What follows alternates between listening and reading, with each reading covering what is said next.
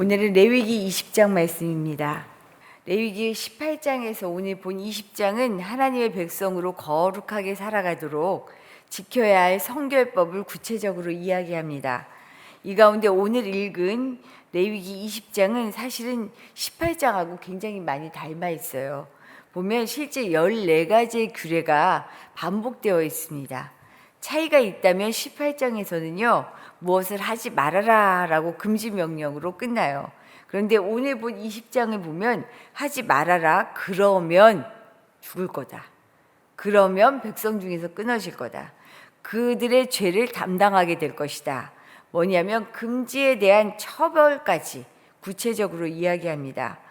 오늘 말씀 20장의 말씀을 보면 크게 한 3가지 정도를 살펴볼 수 있는데, 몰렉 숭배에 대해서 경고를 해요. 그것과 함께 불법적인 성관계에 대한 경고를 합니다. 그러면서 마지막에는 구별해서 거룩한 삶을 살아라 라고 이야기하고 있어요. 그래서 18장에서 20장까지의 말씀을 하나님이 하나님처럼 거룩하게 살기를 원하는 구체적인 성결을 다시금 이야기하고 있다라는 것을 알 수 있습니다. 이 말씀을 다시 한번 우리가 한 2가지 정도로 나누어서 살펴보려고 하는데, 먼저 오늘 말씀을 통해 우리가 먼저 기억해야 할 것은 죄를 알아차릴 수 있어야 한다는 겁니다. 죄가 죄처럼 다가오면 쉬워요. 분별하기가 쉽죠. 그런데 죄는 특성이 있어요. 죄처럼 다가오지 않아요. 나도 모르게 어느덧 스며들어 온다는 거죠. 오늘 본문은 이스라엘 백성들이 출애굽을 통해 가나안 땅으로 들어가기 전에 하나님께서 모세를 통해 이스라엘 백성들에게 전하신 말씀이에요. 약속하신 땅 가나안을 눈앞에 두고 하나님의 마음이 좀 노심초사하셨던 것 같아요. 염려가 되는 거죠. 자식들 이렇게 커도 떠나보내려고 하면 걱정이 되죠. 잘할까? 괜찮을까? 걱정하는 것처럼 하나님이 그렇게 노심초사하신 것 같습니다. 왜냐하면 하나님을 예배하게 하기 위해서 거룩한 백성으로 부르셨고 애굽시키셨어요. 목적을 분명하게 하셨잖아요. 나를 예배하게 하기 위함이다 라고 얘기했는데, 막상 가나안에 들어가서 그 땅의 문화와 상식에 마음이 빼앗기는 건 아닐까 걱정이 되었던 거예요. 가나안 땅에는 이미 그 자리에 자리 잡고 있었던 사람들의 문화와 종교가 있었어요. 여기에 그냥 마음이 혹하는 거 아니야? 이들의 마음에 그냥 스며들어가는 거 아니야? 걱정이 된 거죠.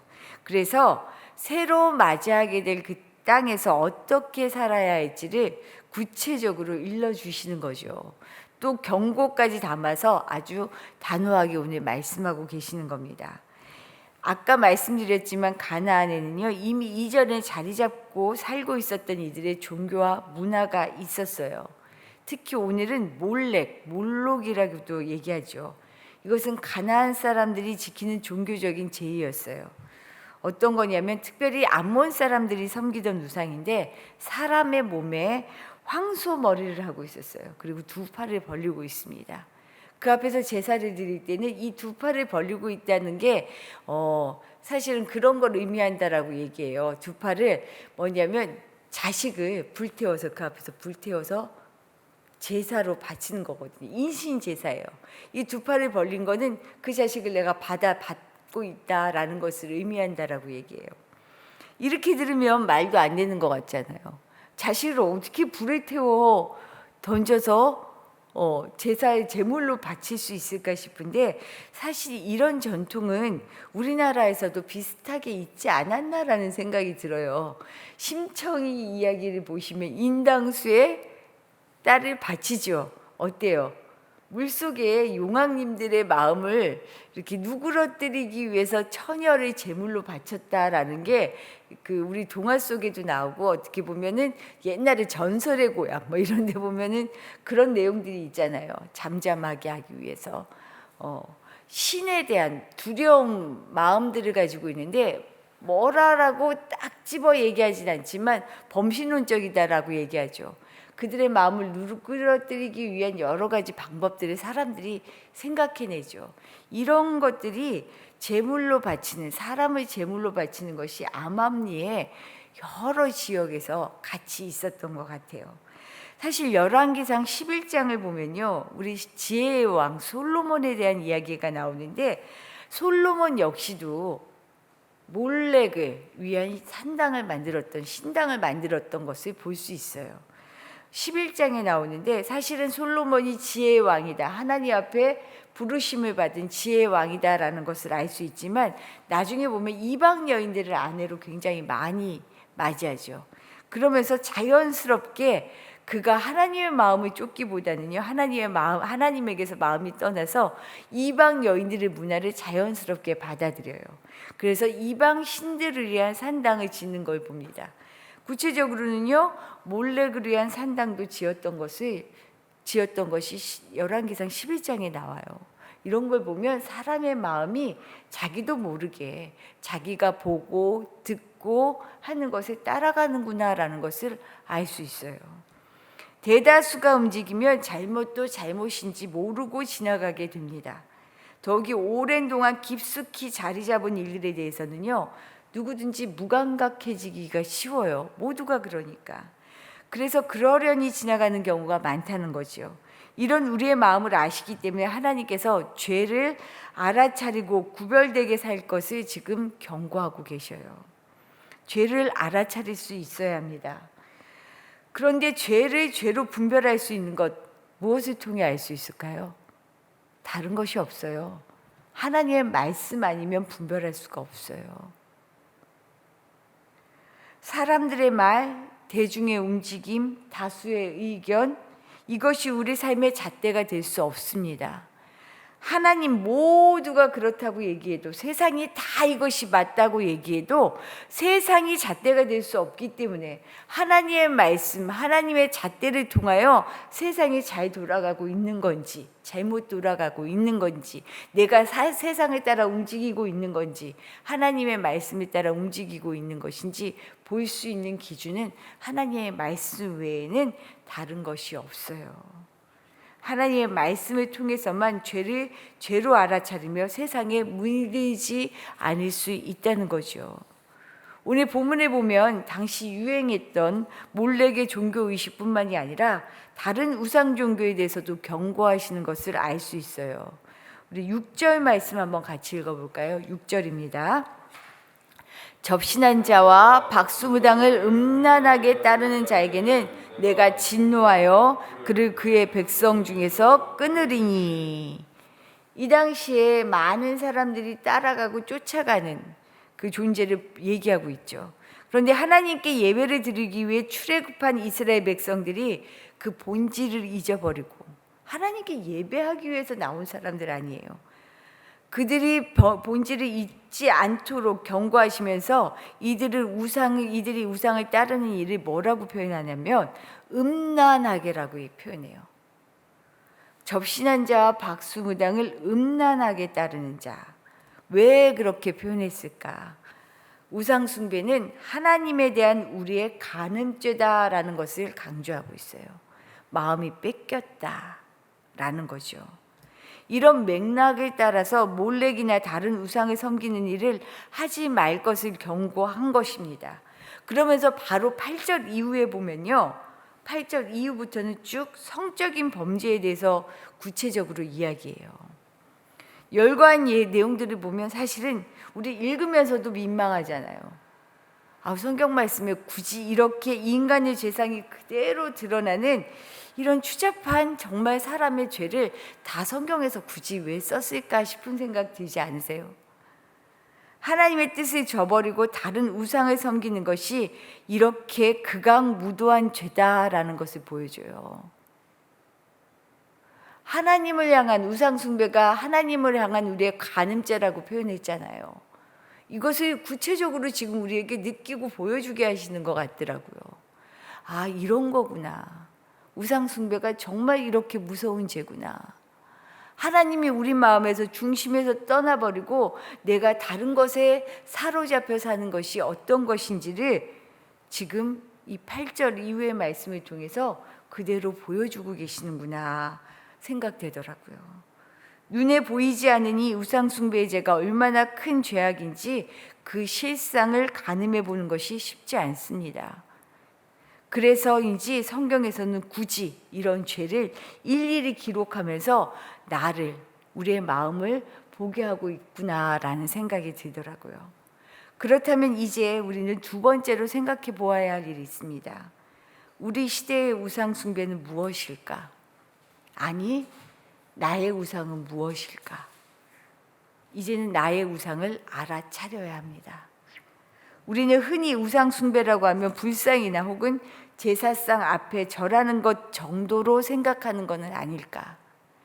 왜냐하면 이것은 피할 수 있어요. 얼마든지 내가 안 할 수 있어요. 그러니까 이게 뭐 죄가 아니다 이런 차원이 아니고요. 이건 내가 피할 수 있는 가시적인 간임이 돼요.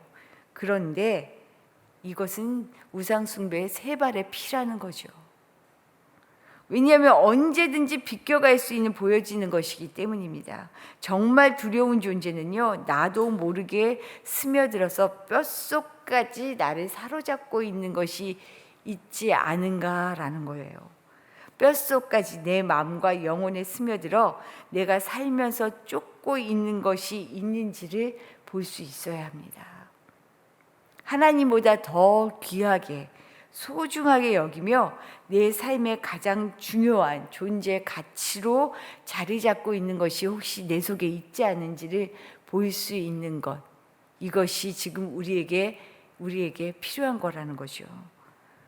제가 한번 생각해 봤어요. 우리 쉽게 설교할 때 보면은 돈에 내가 물들어 있지 않습니까? 출세에, 자녀에, 공부에 여러 가지 얘기들을 하잖아요.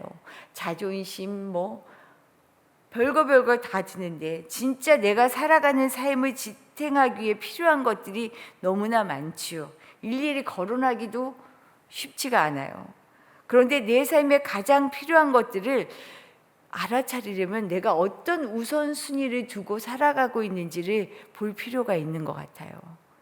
나는 정말 무엇에 우선순위를 두고 살아가는가?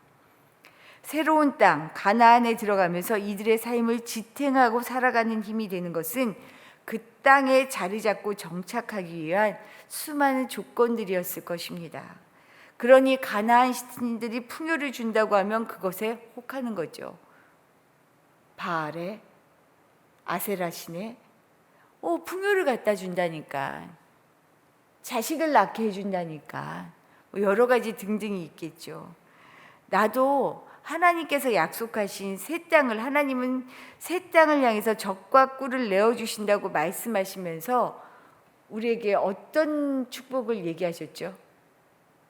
조건, 축복이 아니라 이런 축복을 줄 테니까 반드시 지켜라 라고 하셨던 하나님의 조건이 있었어요. 다른 게 아니고요. 다른 조건이 아니에요. 내 말을 잘 듣고 행하는 것. 이것이 항상 하나님께서는 우리에게 말씀하실 때 붙여주신 조건이었어요. 이것을 생각하면 내가 정말 잘 살고 이 땅에서 하나님의 뜻을 따라 잘 살고 바르게 살아가는 것이 무엇인가? 다른 것이 없어요. 하나님의 말씀을 잘 듣고 그 말씀을 따라가기 위한 정말로 그 믿음 외에는 없잖아요. 그런데 말씀을 들어도 어때요? 그 말씀을 따라 살아가는 것이 쉽지 않죠. 믿음에는요, 가장 중요한 것 중에 하나가 저는 그 생각이 들더라고요. 인내가 아닌가. 당장은 내 눈에 들어오지 않고 당장은 잡히지 않고 기다려야 되는 순간들이 참 많은 것 같아요. 하나님의 말씀을 따라가는데 실패하는 이유 중에 하나가 내가 그냥 마음이 급해서 내 뜻대로 그냥 쓱 빨리 정리해버리고 이렇게 해버리고 속단해버리고 하는 경우가 참 많았던 것 같아요. 하나님은 말씀하십니다. 이 땅에서 너희들이 정말로 내 안에 축복 가운데 거할 수 있는 것은 내 말을 잘 듣고 그 말씀 가운데 살아가는 것이다 라고 오늘도 우리에게 동일하게 말씀하고 계셔요. 사실 오늘 우리가 이 시간, 아침에 이 이른 시간에 모든 것을 두고 가장 먼저 주님 앞에 달려오는 이유가 뭐예요? 주님 앞에서 잘 살아보고 싶어요. 주님 말씀에 따라 정말 제대로 살아보고 싶어요. 주님으로 인해 행복하고 싶어요. 이 마음 아니에요. 주님 앞에서 내가 내 삶에 정해진 우선순위가 아니라 하나님의 말씀이 가장 먼저 되어서 어떤 말씀이라도 내가 잘 듣겠습니다. 당장은 따르기 힘들어도 하나님, 내가 어떻게 해서든 하나님 말씀을 따라 사는 것을 가장 먼저 생각하며 살겠습니다. 나를 인도해 주십시오. 이 마음으로 오늘도 주님 앞에 설 수 있기를 바라요. 그리고 그렇게 살아가실 수 있기를 바랍니다. 그러면 하나님은 약속하셨어요. 염려하지 말라. 두려워하지 말라. 내가 너와 함께한다. 그러니 아무것도 걱정하지 말라. 이런 평안 가운데 오늘도 주님이 주시는 이 복 가운데 살아가실 수 있기를 축복합니다. 주신 말씀 생각하며 기도하도록 하겠습니다.